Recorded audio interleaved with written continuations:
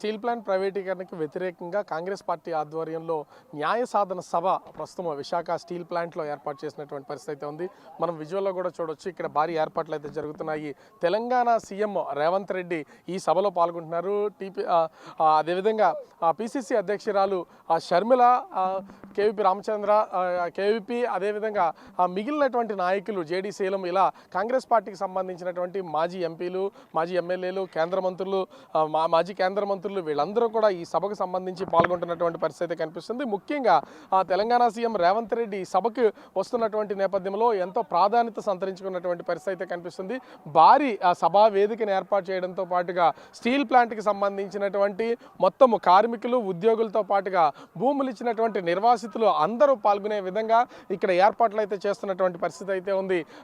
దాదాపుగా 3 గంటల సమయంలోంచి 3 నుంచి 4 గంటల మధ్యలో సీఎం రేవంత్ రెడ్డి హైదరాబాద్ నుంచి నేరుగా విశాఖ ఎయిర్పోర్ట్కి చేరుకుని అక్కడి నుంచి భారీ ర్యాలీగా ఈ స్టీల్ ప్లాంట్ ప్రమిసెస్లో ఏర్పాటు చేసినటువంటి ఈ సభా ప్రాంగణానికి అయితే చేరుకునే పరిస్థితి అయితే కనిపిస్తుంది. ఇప్పటికే మొత్తం దీన్ని బాంబ్ స్క్వాడ్స్ సహా అందరూ తనిఖీలు చేసినటువంటి పరిస్థితులు అయితే ఉన్నాయి. ముఖ్యంగా ఈ స్టీల్ ప్లాంట్కి సంబంధించి ప్రైవేటీకరణ అనేది ఆపాలి. అదేవిధంగా స్టీల్ ప్లాంట్కి సంబంధించి ఒక డిక్లరేషన్ ఇవ్వబోతున్నారని తెలుస్తుంది. అయితే సీఎం రేవంత్ రెడ్డి మొట్టమొదటిసారిగా ముఖ్యంగా చూస్తే తెలంగాణకి సీఎం అయిన తర్వాత ఆంధ్రప్రదేశ్లోకి మొట్టమొదటిసారిగా విశాఖ ఉక్కు నగరానికి వస్తున్నటువంటి పరిస్థితి అయితే ఉంది.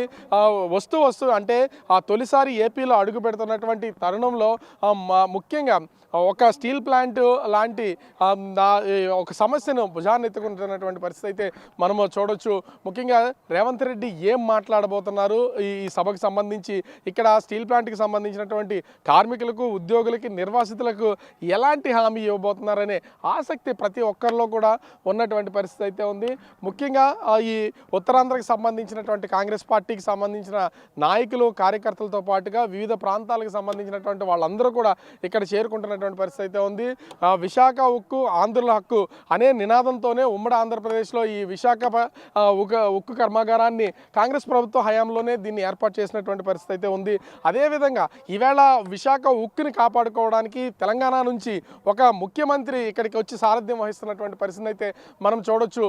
ఎందుకు అంటే ముఖ్యంగా గత ప్రభుత్వ హయాంలో కూడా చూడొచ్చు, తెలంగాణకి సంబంధించి ఈ విశాఖ ఉక్కు ప్రైవేటీకరణ సమయంలో కేసీఆర్ కూడా మేము దీనికి సంబంధించి ఈ ఏర్పాట్లు అయితే చేస్తామో, దీన్ని అడ్డుకుంటామో, అదేవిధంగా అవసరమైతే ప్రభుత్వం తరపున మేము బిడ్స్ వేస్తామని కేసీఆర్ ప్రకటించారు. కానీ దాన్ని కేవలం మాటలతో మాత్రమే పరిమితమై అక్కడితో వదిలేసినటువంటి పరిస్థితి అయితే ఉంది. కానీ ఇప్పుడు చూస్తే స్వయాన తెలంగాణ ముఖ్యమంత్రి రేవంత్ రెడ్డి ఇక్కడికి విశాఖ రావడం, ఉక్కు సంబంధించినటువంటి కార్మికులకు, ఉద్యోగులకు, అదేవిధంగా ముఖ్యంగా నిర్వాసితులకు ఒక హామీ ఇచ్చేటటువంటి పరిస్థితి అయితే కనిపిస్తుంది.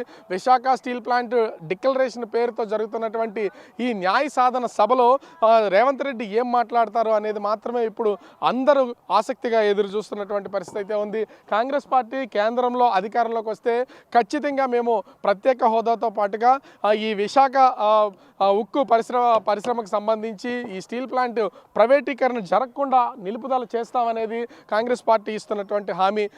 ఎన్నికల తరుణంలో అంటే ఇంచుమించుగా ఎన్నికల కోడ్ ఉంది. కోడికి ముందు తర్వాత రేవంత్ రెడ్డి తన విశాఖ పర్యటన ఏర్పాటు చేసుకుంటున్నటువంటిది మనమైతే చూడొచ్చు. ఇక్కడికి సంబంధించి ఈ అనేక మంది కాంగ్రెస్ పార్టీకి సంబంధించినటువంటి నాయకులు, ముఖ్యంగా మాజీ ఎంపీలు, మాజీ ఎమ్మెల్యేలు, అదేవిధంగా కాంగ్రెస్ పార్టీకి సంబంధించినటువంటి వర్గాలకు సంబంధించినటువంటి నాయకులు కూడా ఇక్కడికి వస్తున్నటువంటి పరిస్థితి అయితే ఉంది. ఇది స్టీల్ ప్లాంట్ ఉద్యమంతో పాటుగా దీన్ని కాంగ్రెస్ పార్టీ ఎన్నికల ఒక సమర శంఖారావంగా కూడా చూడొచ్చు.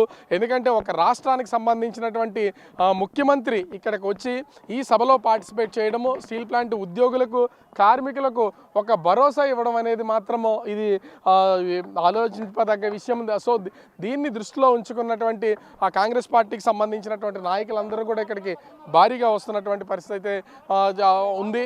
దీనికి కావాల్సినటువంటి అన్ని ఏర్పాట్లు చేశారు. దాదాపుగా విశాఖ ఎయిర్పోర్ట్ నుండి స్టీల్ ప్లాంట్లో ఉన్నటువంటి సభా వేదిక వరకు దాదాపుగా 6 కిలోమీటర్ల పొడవున భారీ బైక్ ర్యాలీతో రేవంత్ రెడ్డికి ఘన స్వాగతం పలకడానికి అన్ని ఏర్పాట్లు చేస్తున్నారు. మొత్తంగా చూస్తే మరి ఈ ఈ సాయంత్రం జరగబోతున్నటువంటి ఈ న్యాయ సాధన సభ, విశాఖ స్టీల్ ప్లాంట్ డిక్లరేషన్కి సంబంధించి సీఎం రేవంత్ రెడ్డి ఏం మాట్లాడతారు, ఏపీ ప్రజలకు ఎట్లాంటి హామీ ఇవ్వబోతున్నారు, అటు ఉద్యోగులు, స్టీల్ ప్లాంట్ ఉద్యోగులు, కార్మికులు, అదేవిధంగా నిర్వాసితులకు సీఎం రేవంత్ రెడ్డి ఏం చెప్పబోతున్నారు, తెలంగాణ ప్రభుత్వం నుంచి ఏ విధమైనటువంటి హామీ ఇవ్వబోతున్నారు, ఎట్లాంటి పోరాటం చేయడానికి ముందుకు రాబోతున్నారు అనేది మాత్రం వేచి చూడాల్సినటువంటి పరిస్థితి అయితే ఉంది. కెమెరామెన్ అరుణ్తో రాజు, బిగ్ టీవీ, విశాఖపట్నం.